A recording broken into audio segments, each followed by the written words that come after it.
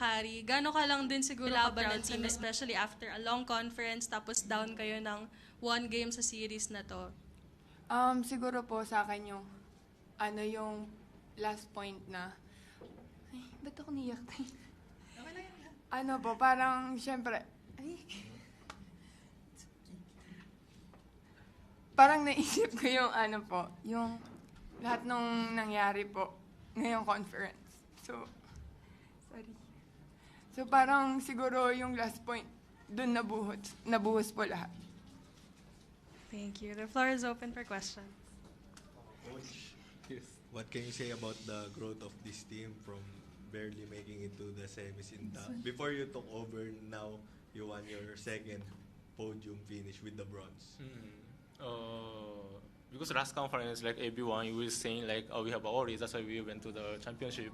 But actually, before the starting of this conference, my target is going to be ranking 6. And then after that, we will see, like going to semi-final, quarter-final. And in this way, growing up, it's like end of the game, end of the season. Like against strong team, we still fighting. We showing our fighting spirits. And then we show like, we deserve to go into the top 4 team. Even like we came to ranking 7. So I think that's my target. My project need to improve for all the players on this team. And then also like getting inspiration from the strong team. And a lot of things we are learning from that. And it's a totally good conference. Coach, speaking of being the number 7 team, you're the lowest seeded team to reach the podium in 8 or 7 years, I mean. So, how is that a testament po siguro to like the perseverance of this team, even though you lost some consecutive matches in the preliminaries? From number 7, you still found a way to the podium. Simple, like before the starting conference, I have a target. This team, like, we really fight. We have to win. And this team, we need to challenge. And if we challenge losing, we still like running from that losing.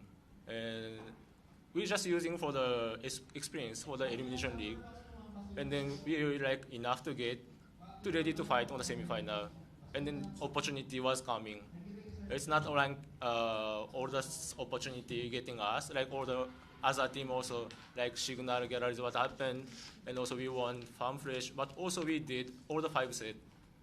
That's also like our improvement. Because like Elimination League, we're losing like 3-0. If it's losing 3-0, Varana 1-3, only Chocomucho.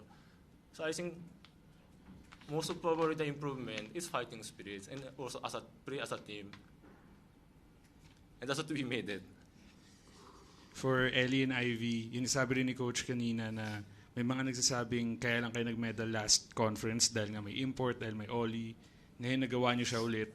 So, bilang kayo yung dalawa kumbagang nag-take over dun talaga sa lead outside hitter role, parang gano'n siya ka-fulfilling or extra fulfilling tong podium na to compared last conference na all Filipino yung nagawa tong achievement?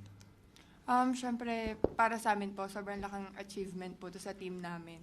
Kasi yun nga po, parang last year nandyan si Oli, and then ngayon parang kailangan po talaga namin magdoble talaga trabaho. Kaya parang sobrang sarap lang sa feeling kasi grabe po yung mga pag-aaway namin, lahat-lahat na po ng iyak, dugo, talagang binuhos po talaga namin dito. And ayun po, ngayon naman po sobrang masaya kami sa naging result po ng game namin.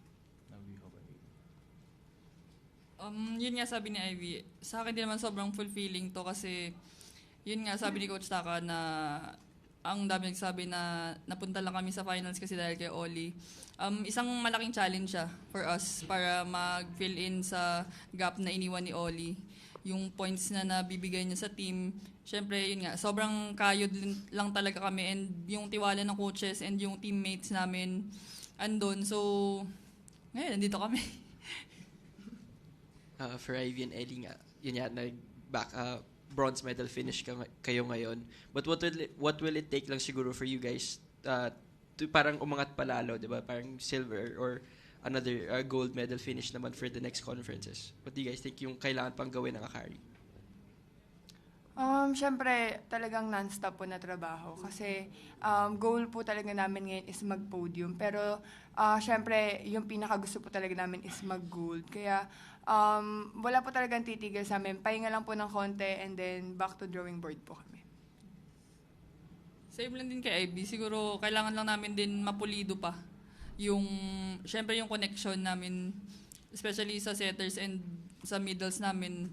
And then yung mga maliliit na mga errors, yun, yung kailangan namin i-polish talaga para mas maging ready kami pag napunta kami sa championship. For Coach, I guess now you guys have silver and bronze as well. So, how excited are you for the next conferences, especially with the championship in mind for the next ones? I think the foundation, I focus on, because I just handled the 1 year. It's like not enough to become like for the, be in the championship. As we know, the strong team is like Petrogas, Creamline, they have a lot of like strong team also. We have to just keep on improve. Kasi what Petrogas Creamline have, it's strong sub and also back attack. And the Chocomucha against Akari, we don't have any back attack. That's what Philippine volleyball missing right now compared to like other country. So they have a still lot of like improvement. For sure, like if it's like going to enter the conference, everyone want to get in the championship. But for sure, like still like process of like became like better team. Like everything just process. Thank you, Coach. Thank you, Ivy. Thank you, Ellie. Congrats on the win.